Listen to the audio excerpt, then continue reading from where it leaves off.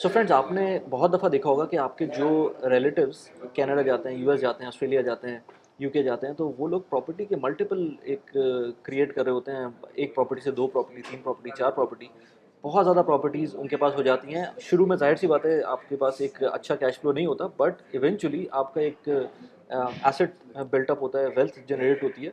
उसके कुछ flip sides भी होते हैं, बट एटलीस्ट मैंने जितना देखा है लोगों ने उसको अगर थोड़ा सेंसिबली चलें तो आप एक अच्छा पोर्टफोलियो बनाते हैं। तो उस तरह की चीज़ें बहुत सारे लोग मुझसे कमेंट्स में पूछते थे कि ऐसा पॉसिबल है दुबई के अंदर। उसके लिए बेसिकली कुछ तरीके हैं जिनके थ्रू आप दुबई में भी ये काम कर सकते हैं, और उसी को आज हम थोड़ा सा डिटेल में बात करेंगे, क्योंकि दुबई की प्रॉपर्टी मार्केट भी कुछ इस तरफ चल रही है कि वो ऊपर ही जा रही है। तो अगर किसी को अपना प्रॉपर्टी पोर्टफोलियो बनाना है और टू स्टार्ट विद एक प्रॉपर्टी है उनके पास और उसको वो मल्टीप्लाई करना चाहते हैं, तो वो किस तरह से कर सकते हैं, उसका किस तरह से लेवरेज ले सकते हैं। तो इस बारे में आज डिटेल में बात करेंगे। तो सलमान मेरे साथ है। सलमान, अस्सलाम वालेकुम। कैसे हैं वली भाई? बस अल्लाह का शुक्र। बिल्कुल ठीक। सो सलमान से पूछूंगा मैं, क्योंकि इन्होंने अभी रिसेंटली एक इस तरह की डील एग्जीक्यूट करवाई है, जिसके अंदर एक साहब थे जिनको उन्होंने मल्टीपल प्रॉपर्टी ओनर बनवाया है सिर्फ एक प्रॉपर्टी से। तो वो स्टोरी सुनेंगे और ये कैसे पॉसिबल है। और इसको अगर कोई कोई लोग बाहर से देख रहे हैं, जो कि हमारा चैनल देख ही रहे होते हैं लोग बाहर से, तो उसमें कनाडा में एक टर्म होती है हीलॉक की। तो home equity line of credit, ऐसी कुछ उसका मेरे ख्याल से एक्रोनिम है। सो वही चीज़ मुझे लगा था जब मैंने सलमान से बात की थी। मैंने कहा ये वही चीज़ है। यूके में भी इसका इक्वलेंट है, जो कि नाम मुझे याद नहीं है, लेकिन इस तरह के इक्वलेंट आपको हर जगह मिलेंगे, हर मार्केट में मिलेंगे, जो कि दुबई में अभी तक मेरे ख्याल से इतना फेमस नहीं है। सो तो सलमान, आप पहले तो वही बताएं कैसे हैं आप। सबसे पहले तो ये बताएं। मैं बिल्कुल ठीक हूँ, आप बताएं वली भाई कैसे हैं? बस अलग शुक्र है। और अभी हम मार्कीज़ इंसिग्निया का जो प्रोजेक्ट था उसको कवर कर रहे थे। तो जब ये बात हुई तो मैंने कहा इसके ऊपर भी यहीं पर एक वीडियो बना देते हैं, क्योंकि हाँ। कंटेंट क्रिएशन में ये होता है कि अब आप अगर हम अलग से इसके ऊपर पॉडकास्ट करते तो उसमें पता नहीं कितना टाइम लग जाता। आपकी अवेलेबिलिटी, मेरी हाँ, अवेलेबिलिटी, तो और फिर बहुत वो सारी चीज़ें। लैंग ऑन हो जाता। हाँ, तो हमने कहा यहीं बैठ जाते हैं और यहीं काम कर लेते हैं। सो पहले तो ये बताएं कि जो आपने मुझे केस स्टडी बताई थी हाँ हाँ। वो थोड़ा सा उसको एक्सप्लेन करें, and फिर हम इसमें बात करेंगे कि जनरल पब्लिक कैसे इसमें पार्टिसिपेट कर सकती है। तो वली भाई, स्टार्टिंग फ्रॉम द फर्स्ट, जैसे कि इस वीडियो का भी टाइटल है कि आपने अपना पोर्टफोलियो दुबई में कैसे बनाना है, और जैसे आपने एक्सप्लेन भी किया है कि यूके, यूएस, कनाडा के अंदर ये बहुत नॉर्मल प्रैक्टिस है। लोग अपनी पोर्टफोलियो को ग्रो करते हैं, अपने प्रॉपर्टीज़ को जो है वो मल्टीप्लाई कर रहे होते हैं, 1 से 2, 2 से 4। तो दैट्स हाउ यहाँ पर भी इसी तरीके से, कि मैंने अभी आपको बताया कि एक कस्टमर के लिए हमने ये पोर्टफोलियो बिल्ड किया है, और बड़ा ज़बरदस्त मुझे लगा, इसीलिए मैंने आपके साथ डिस्कस किया कि नंबर बड़े आपके कम लगते हैं और आपकी जो जो मल्टीप्लिकेशन हो रही होती है वो बड़ी ज़बरदस्त हो रही होती है। तो एक केस स्टडी मैं आपके साथ शेयर करता हूँ कि एक हमारे क्लाइंट हैं, बड़े अच्छे क्लाइंट हैं, उन्होंने एक प्रॉपर्टी ली थी 2022 के अंदर, ठीक है। जो कि एक टाउन हाउस था। वो ठीक है। यहीं पे बेस करते हैं दुबई नहीं में? नहीं, वो यूके बेस्ड है। ओके। उन्होंने टाउन हाउस लिया था 1.7 मिलियन का, ठीक है। On the payment plan. ठीक है। ठीक है। वो अभी रेडी नहीं था। रेडी उसकी कंप्लीशन थी 2024 दिसंबर, लेकिन मिला उनको 25 में समाओ, थोड़ा सा डिले करके। तो उन्होंने खैर पेमेंट पूरी कर दी अपनी। अब हमने उन्होंने क्या किया कि उसी प्रॉपर्टी को रीफाइनेंस करवाया, क्योंकि 100% प्रॉपर्टी पेड हो चुकी थी। रीफाइनेंस करवा के उसकी प्रॉपर्टी वैल्यू का, क्योंकि वो नॉन रेजिडेंट है, रेजिडेंट नहीं है, तो उनको 50% का रीफाइनेंस अमाउंट मिला। ठीक है। यहाँ पर थोड़ी सी टेक्निकलिटीज़ हैं, वो मैं डिस्कस करूँगा लेटर ऑन, बट पहले हम कॉन्सेप्ट को समझ लेते हैं कि बिल्ड कर कैसे रहे। तो उनको 50% मॉर्गेज अमाउंट मिला, तो विच इज़ एक अच्छा, जो 1.7 की प्रॉपर्टी ली थी उसकी अभी करंट मार्केट वैल्यू 3 मिलियन हो गई है। तो उसका 50% उनको लोन अमाउंट मिला, which is equivalent to 1.5 million. अब 1.5 मिलियन जो उनको मिला, तो उन्होंने उसमें 2 प्रॉपर्टीज़ डिसाइड करें कि हम किस तरीके से कर सकते हैं। क्या हम इसको 3 मल्टीपल प्रॉपर्टीज़ में लें या 2 मल्टीपल प्रॉपर्टीज़ में। तो after the discussion we finalise कि हम एक ऐसी रेडी प्रॉपर्टी लेते हैं जो कि करंट रेंटल जनरेट कर रही हो, और एक ऑफ प्लान प्रॉपर्टी खरीदेंगे। तो हमने टारगेट डिसाइड किया कि हम विद इन अ मिलियन एक ऐसी प्रॉपर्टी लेंगे जो कि ऑलरेडी रेंटल जनरेट कर रही हो 7-8%, नॉट मोर देन दैट। हमें कोई वो नहीं है कि 12% आए, 15% आए। हम एक एवरेज जो दुबई की रेंटल मार्केट है, हम उसी के हिसाब से रेंटल एक्सपेक्ट करते हुए 7-8% के रेंटल के ऊपर हमें कोई ऐसी रेडी प्रॉपर्टी मिल जाए 1 मिलियन की। बाकी जो 5 लाख बचा है उसको हम ऑफलाइन में इन्वेस्ट कर दें। Now the term is that कि उसने जो मॉर्गेज लिया है जिस प्रॉपर्टी के ऊपर, उसकी भी इंस्टॉलमेंट जानी है। अब हम देख रहे हैं हमारा पेबल्स क्या है। एक हमारी जो प्रॉपर्टी हमने ली है उसकी मॉर्गेज की इंस्टॉलमेंट जानी है, एक जो ऑफ प्लान लिया है उसकी इंस्टॉलमेंट किस जानी है। ठीक है। इनकम स्ट्रीम मेरे पास कहाँ कहाँ से है? इनकम स्ट्रीम मेरे पास, पहली जो विला जो मैंने लिया उसकी रेंटल रिटर्न है। ठीक है। और दूसरी मेरी जो मैंने रेडी प्रॉपर्टी ली है उसकी रेंटल रिटर्न है। ठीक है। ठीक। तो अब मुझे 2 जगहों से जो मुझे पेमेंट करनी है, तो मैंने जो मेरा रेंटल अमाउंट विला से आ रहा है, मैंने उसका मॉर्गेज अमाउंट जो है उसकी मैंने अपने विला के रेंट में से दे दी, और कुछ अमाउंट उसमें से बच भी गया मेरे पास। और जो मेरे पास रेंटल रिटर्न अपार्टमेंट से आ रहा है 1 मिलियन वाले, मैंने उसको कंबाइन करके अपनी न्यू जो मेरी ऑफ प्लान प्रॉपर्टी है उसकी इंस्टॉलमेंट भी देना शुरू कर दी। सही ठीक है। तो समहाउ मैंने जो इन्वेस्ट किया था 2022 में एक 1.5 मिलियन, मैंने वही इन्वेस्ट किया हुआ है, उसके बाद कुछ और इन्वेस्ट नहीं किया। सो बेसिकली 1.5 मिलियन का ऑफलाइन में इन्वेस्ट किया, उसकी प्राइस हो गई 2.7 3 मिलियन, 3 मिलियन 2.9 3 मिलियन, हाँ ये कम सही। से कम चलें वो आपको फिर आपने उसको रीमॉर्गेज करवाया, रिमॉर्गेज कराया, उसमें आपने 1.5 मिलियन मिला, क्योंकि एज ए नॉन रेजिडेंट थे वो, तो 50% मिला। 50% में आपने उसको रीमॉर्गेज। रेजिडेंट होते तो ये 80% तक चला जाता। अब इसमें क्या है कि यूके यूएस में शायद आपको कैश मिल जाता है फ्रॉम द बैंक आपकी प्रॉपर्टी के अगेंस्ट, बट यहाँ पर आपको कैश नहीं मिलता। अच्छा, कैश नहीं मिलता यहाँ कैश नहीं मिलता, आपको हैंड में नहीं मिलता। सो आपको बेसिकली आपने वो प्रॉपर्टी, उस प्रॉपर्टी के अगेंस्ट एक और प्रॉपर्टी लेनी है, उस प्रॉपर्टी के अगेंस्ट एक और उसमें प्रॉपर्टी ऑफलाइन भी ले सकते हैं। ऑफलाइन भी ले सकते हैं आप, मल्टीपल भी ले सकते हैं, एक भी ले सकते हैं, डिपेंड ऑन योर अच्छा, ओके सिचुएशन। ओके ठीक है। और हमने ये चूज किया कि हम हमने एक चूज ऑफलाइन। किया कि 2 करेंगे, एक ऑफलाइन और एक रेडी। इसमें हमारा रेंटल इनकम भी जनरेट हो जाए, कैश फ्लो हमारा बन जाएगा, और एक ऑफलाइन हो जाएगी जिसमें हम कैपिटल ग्रोथ भी उठा रहे सो हो। तो 1.5 के ऊपर आपके पास कैश 1.5 एक तरह से डिप्लॉयबल हो गया। डिप्लॉयबल हो गया, अब बिल्कुल उसमें ऐसा से ही। आपने कितना डाउन पेमेंट की एक ऑफलाइन के लिए? एक ऑफलाइन के लिए हमने तकरीबन 3.5 लाख ऑफलाइन के लिए डाउन पेमेंट दी। 1.5 लाख अभी भी कैश फ्लो हमारे पास बचा हुआ ठीक है, है। जस्ट इन केस कि हमारे कुछ आगे पीछे कैश फ्लो होता है, तो 1.5 लाख वो पड़ा हुआ है। 3.5 लाख रुपए डाउन पेमेंट दी, और 1 मिलियन का हमने एक दूसरा रेडी यूनिट उठा लिया ओके, जेवीसी के अंदर। ठीक है। ठीक है। तो सही। वो हमारे लिए फ़ायदेमंद ऐसा हो गया कि हमें रेंटल रिटर्न भी मिलना शुरू हो गया, और और रेडी जेवीसी प्रॉपर्टी वाला से। भी आपने मॉर्गेज ही किया होगा? नहीं, जेवीसी वाला तो कंप्लीट कैश पे ले लिया ना, 1 अच्छा, वो मिलियन कैश पे ले लिया वो आपने? कैश पे ले लिया हमने। अगर आप चाहते तो उसको भी मॉर्गेज करा कर सकता सकते था, थे। तो मेरे पास कैश अगेन फ्लो ये और बढ़ बहुत ही जाता। खतरनाक ये बात है वैसे। खतरनाक ये जो है इतना आसान नहीं है।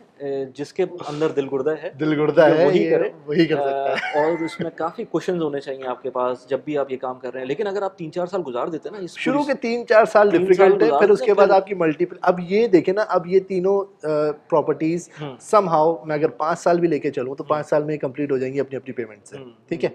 पहली तो मेरी क्लियर्ड है, चले। अच्छी बात ये कि उन्होंने पूरा कैश पे ले लिया, पूरा एटलीस्ट कैश पे एक ले प्रॉपर्टी लिया, एक कैश पे प्रॉपर्टी ली। क्लियर्ड हो गई। एक प्रॉपर्टी ऑफलाइन है, कोई लाइबिलिटी नहीं है मेरे ऊपर, उसकी सही। इंस्टॉलमेंट ही देनी है मैंने। सही है, ठीक ठीक है। एक प्रॉपर्टी है जिसपे मैंने रिस्क लिया हुआ है, सही। जिसकी जो कि मुझे, मेन जो कि प्रॉपर्टी। मेन प्रॉपर्टी है। सही। तो मैं अब मतलब as a customer, as a client, वो अपनी तरफ से बिल्कुल सुकून से हैं, उनका कैश फ्लो बिल्कुल कहीं डिस्टर्ब नहीं हो रहा है। उनके पास कैश इन हैंड भी है, उनके पास मतलब जिसे कहते हैं ना कि कोई लाइबिलिटी भी एज सच नहीं है, वो ऑलरेडी रेंटेड यूनिट है दोनों, वहाँ से भी इनकम स्ट्रीम बनी हुई है। तो एक स्लो, अब इसके अंदर देखें बहुत सारे इन एंड आउट्स हो सकते हैं। आपकी प्रॉपर्टी जो आपकी रिक्वायर्ड रेंटल है उस पर ना चढ़े, बिल्कुल। ठीक है, और कोई कभी टेनेंट डिफॉल्ट कर कभी जाए, टेनेंट डिफॉल्ट 1-2 कर जाए, महीने 3 कोई महीने का मसला आ डिले आ जाए, तो जाए। ये रिस्क फैक्टर तो इन्वॉल्व है। तो अगेन आपने जैसे बोला दिल गुर्दे वाला काम है, तो अगेन ये उन्हीं लोगों के लिए है जो रिस्क ले सकते हैं। और जो रिस्क लेते हैं, वली भाई आप देखें आज की मार्केट में मेरे पास ऐसे ऐसे ओनर्स हैं जिनकी मतलब 60-60 65 प्रॉपर्टीज़ हैं, तो उन्होंने इसी तरीके से ही बनाई है। उन्होंने बेसिकली, तो खैर उनका मॉड्यूल डिफरेंट था, वो टोटली मॉर्गेज पे जाते थे। ठीक है, ऑफलाइन पे जाते ही नहीं वो थे। ऑफलाइन पे जाते नहीं थे। वो प्रॉपर्टी, एक प्रॉपर्टी उन्होंने करी, उसके पास रीफाइनेंस कराई, फिर 2 प्रॉपर्टी मॉर्गेज पर उठा ली, उसके रेंटल इनकम से उसके मॉर्गेज चल रहे हैं। तो उनका पूरा प्लान बना हुआ है 60 ईयर्स का, कि भाई मैंने अगले 60 साल के बाद रिटायर हो जाना है, मेरी 40-50 प्रॉपर्टीज़ हो जाएंगी, उसके बाद मैंने बैठ के खाना है। तो दैट्स हाउ, एक वो डिफरेंट स्ट्रेटजी है। But starting from the first ये, क्योंकि रिसेंट केस था, मैंने कहा मैं डिस्कस करूं कि इसके अंदर आपके पास ज़्यादा अच्छे से मतलब लेस रिस्क है। एक प्रॉपर्टी आपने इन्वेस्ट करनी पड़ेगी, एक प्रॉपर्टी को ऑलमोस्ट फुल पेमेंट उसकी होनी ऑलमोस्ट नहीं करनी ही फुल करनी होगी। वो फुल पेमेंट कर देंगे, then you will be able to multiply. अच्छा, उसमें आप स्टार्ट कर सकते हैं ऑफलाइन से भी, और उसमें आप कर हाँ, सकते अब हैं। इसमें आपके पास 2 ऑप्शन है कि पहली प्रॉपर्टी कैसे लें। Okay. Quick break from the video. इस चैनल के ऊपर हम बात करते हैं पर्सनल फाइनेंस की, प्रोडक्टिविटी की, रियल एस्टेट की, इमिग्रेशन की, रीलोकेशन की, और बहुत सारी ऐसी चीज़ों की जो कि आपकी वेल्थ क्रिएशन, आपकी वेल्थ बिल्डिंग जर्नी को ऑगमेंट करती हैं। अब वेल्थ क्रिएशन के लिए, वेल्थ बिल्डिंग के लिए एक बहुत ही इंपॉर्टेंट एसेट क्लास है real estate. Real estate is not easy to acquire, क्योंकि बहुत एक्सपेंसिव होती है, हाई टिकट आइटम होता है। बहुत सारे लोग अपनी पूरी ज़िंदगी के अंदर सिर्फ और सिर्फ एक घर बना सकते हैं। यहाँ पर मैं देखता हूँ यूएई के अंदर, जहाँ पर हम लोग रह रहे हैं इस वक्त, यहाँ पर डेमोक्रेटाइज कर दिया गया है रियल एस्टेट को, और यहाँ पर आप बहुत डिफरेंट प्लेटफॉर्म्स के थ्रू रियल एस्टेट ले सकते हैं, जिसके अंदर स्मार्ट क्राउड हो गया, स्टेक हो गया, प्रिपको ब्लॉक हो गया, इस तरह के और बहुत सारे प्लेटफॉर्म्स हैं जिनके थ्रू आप 2000 दिरहम से भी अपनी रियल एस्टेट जर्नी स्टार्ट कर सकते हैं। स्टेक के थ्रू तो आप सऊदी की रियल एस्टेट के अंदर भी इन्वेस्ट कर सकते हैं, उसमें अपना एक पोर्शन ले सकते हैं, जिसके थ्रू आप इम्पैक्ट ले सकते हैं रेंटल रिटर्न्स का और प्रॉपर्टी प्राइस एप्रिसिएशन का। Do check that out, all the referral links are in the description of this video. There are risks involved, मैंने उन पर मल्टीपल वीडियोज़ बनाई हुई हैं, but to take some kind of exposure to Dubai's real estate, do check the links out. And now let's get back to the video. पहली property या तो आप 100% कैश पे ले लें, तो ये आपका टाइम ड्यूरेशन बच जाएगा सही। ये सारे प्रोसेस का। क्योंकि अगर आप ऑफ प्लान लेंगे तो जब तक वो रेडी नहीं होगी, कंप्लीट नहीं होगी, आप 100% पेमेंट नहीं करेंगे, तब तक आप ये प्रोसेस स्टार्ट नहीं कर सकते। सही।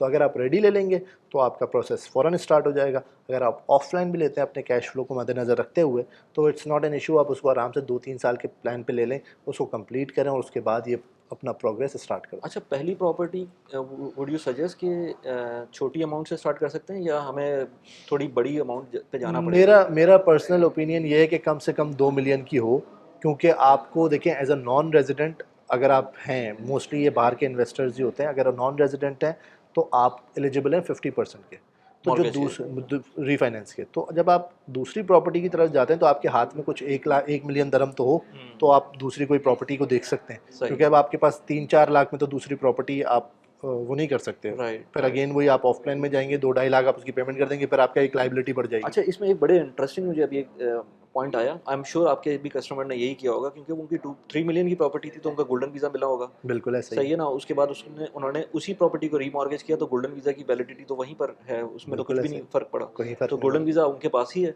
और वैसे ये तो सब उनकी कुछ मल्टीपल प्रॉपर्टीज़ हैं।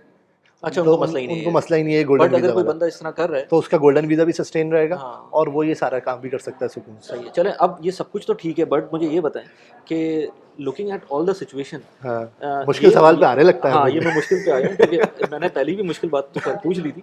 बट अब पॉइंट ये है कि ये चीज़ अच्छी लगती है जब मार्केट ऊपर जा रही हो। बिल्कुल ऐसा ही है। तो क्योंकि यूएस में भी हमने देखा है, कनाडा में भी देखा है, यूके में भी देखा है कि ये चीज़ें लोग फंसते हैं इसके अंदर। बिल्कुल और ऐसा जब फंसते हैं, जब ओवर लेवरेज आप करते हैं अपने आप को, तो Correct. प्रॉब्लम में आ सकते हैं।